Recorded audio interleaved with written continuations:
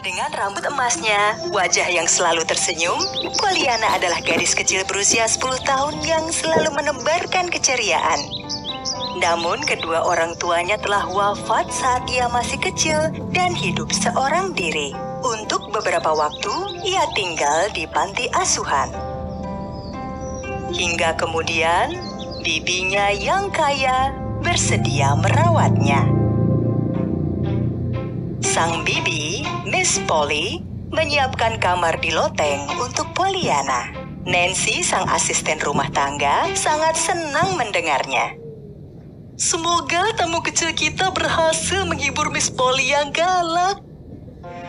Saat tiba di rumah barunya, Pollyanna menangis gembira. Ia merangkul leher bibinya, namun sang bibi menanggapi dengan canggung. Ia mengajak Pollyanna menuju kamar barunya. Pollyanna tertegun melihat besar dan mewahnya rumah bibinya itu. Sang bibi menunjukkan kamarnya di loteng. Ini kamarmu, dan makan malam dimulai jam 6 petang. Jangan lupa. Pollyanna sangat menyukai kamarnya. Meski telah berkeliling melihat kamar yang lain, Pollyanna sama sekali tak mempertanyakan mengapa ia diberi kamar di loteng. Tepat jam 6 petang, Bibi Polly sudah berada di ruang makan. Namun Pollyanna belum juga datang. Mana anak itu? Perlu saya panggilkan, Miss Polly? Tidak usah. Usai makan malam, Bibi Polly menuju kamar Pollyanna dan melihat kamar itu kosong. Bibi Polly bergegas menuju kebun dan berkata pada tukang kebun bahwa keponakannya hilang. Si tukang kebun menunjuk pada sebuah batu di bukit. Pollyanna ada di sana. Nancy segera berlari menemui Pollyanna dan bersama-sama kembali ke rumah. Apapun kondisinya, Pollyanna selalu mampu bersikap positif. Hal ini membuat Nancy kagum. Ia bertanya pada Pollyanna apa rahasianya. Permainan bersyukur, ayahku yang mengajarkannya. Waktu aku masih kecil, seorang wanita yang baik mengirimi kami sebuah grup. Ketika aku tanya kenapa, katanya selama benda itu terlihat oleh kita menyadari kenyataan bahwa kita tidak perlu menggunakannya dan berasa bersyukur. Sejak saat itulah, tiap aku dan ayah merasa susah, kami selalu ingat hal itu dan menemukan alasan untuk bersyukur. Sore itu, tatkala Pollyanna berada di atas ranjang di kamarnya, ia menangis terseduh-seduh. Ayah, wahai ayah yang ada di surga, aku telah berusaha memainkan permainan kita, kau tahu. Tapi kalau kau terkurung di loteng yang gelap, duduk sendirian, engkau pun akan merasa kesulitan untuk merasa bersyukur. Keesokan harinya, Pollyanna pergi ke kebun dan memeluk bibinya. Bibi, bibiku sayang, pagi ini aku bersyukur masih diberi kesempatan hidup. Makanya kita selalu mengatakan selamat pagi. Setelah mengatakan hal itu, sang bibi berbalik dan pergi. Menyaksikan dari kejauhan, si tukang kebun tua merasa terharu. Ia menghampiri Pollyanna dan mengatakan bahwa wajahnya mirip dengan ibunya. Mengetahui bahwa tukang kebun mengenal ibunya, Pollyanna merasa senang.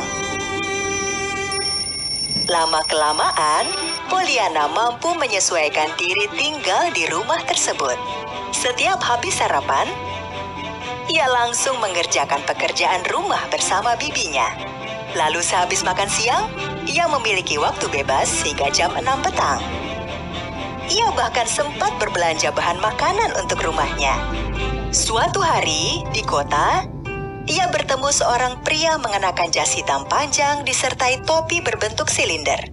Meski Pollyanna berusaha untuk ramah, ia tidak mampu memahami apa yang dikatakan pria itu padanya. Setelah sekian lama, ia kembali bertemu pria tersebut. Dicobanya kembali untuk berbincang dengan pria tersebut. Kali ini, mereka berhasil mengobrol. Nancy terkejut, karena meski pria yang kumaksud adalah Tuan Pendleton yang kaya raya, ia hidup di rumah besarnya seorang diri dan tidak pernah mengobrol dengan siapapun. Keesokan harinya, Pollyanna pulang membawa seekor anjing yang lemah. Bibi Polly tidak berkomentar.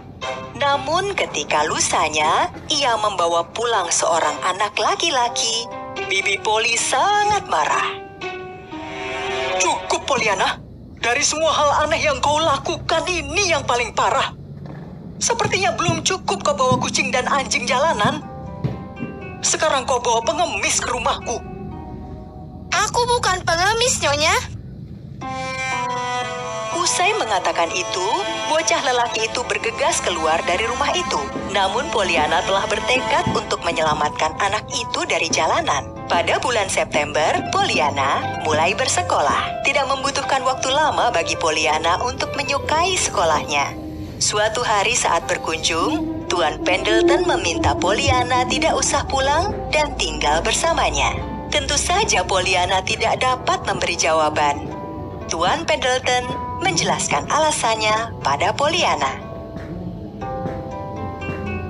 Ketika aku masih muda, aku jatuh cinta pada ibumu. Aku sangat sayang padanya. Namun ibumu tidak mencintaiku. Hingga kemudian ia menikah dengan ayahmu dan pindah dari sini. Semenjak saat itu, Tuan Pendleton selalu tampak kesal pada sekitarnya dan selalu tampak kecewa.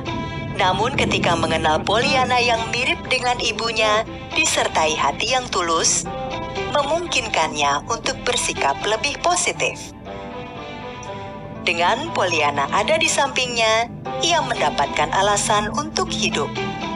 Tinggallah bersamaku, dan kita akan berbahagia bersama. Kau bisa menganggapku sebagai ayah, dan kau kuanggap sebagai putriku.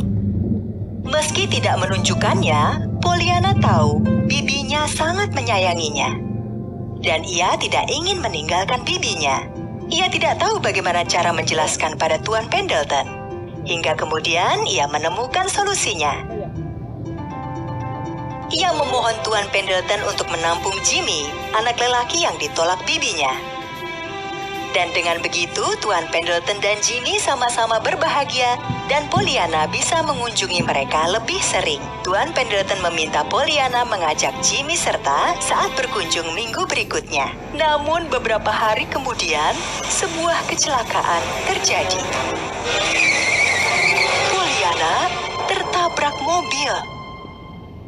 Begitu membuka mata sehari setelah kecelakaan tersebut, Pollyanna bersyukur masih hidup dan tidak ingin bibinya pergi dari sisinya.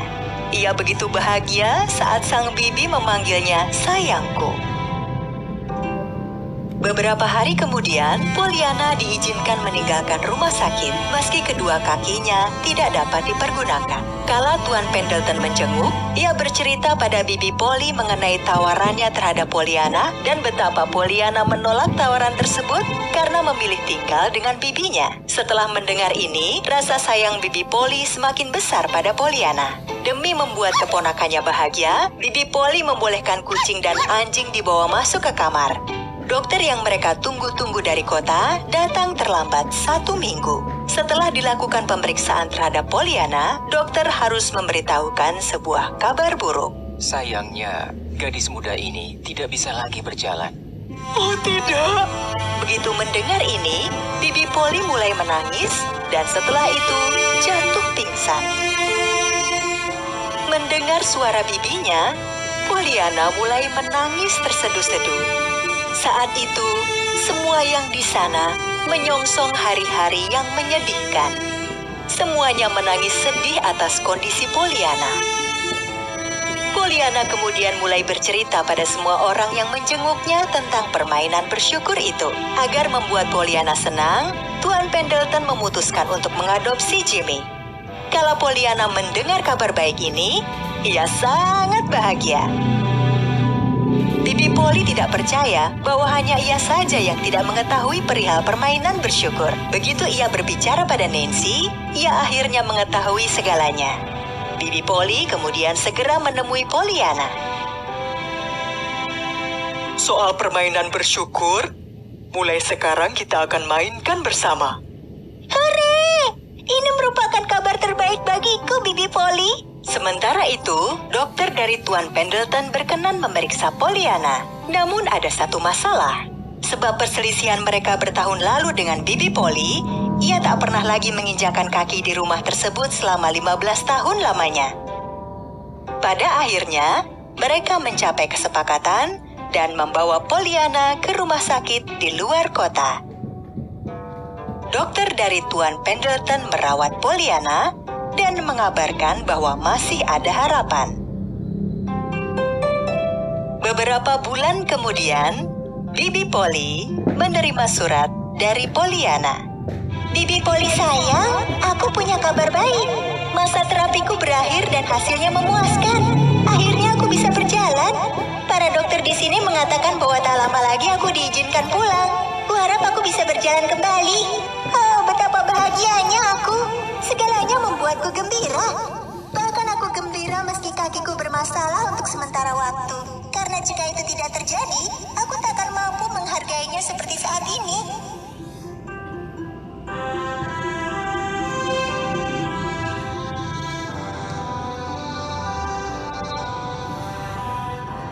Kuharap bisa segera bertemu denganmu. Salam sayang,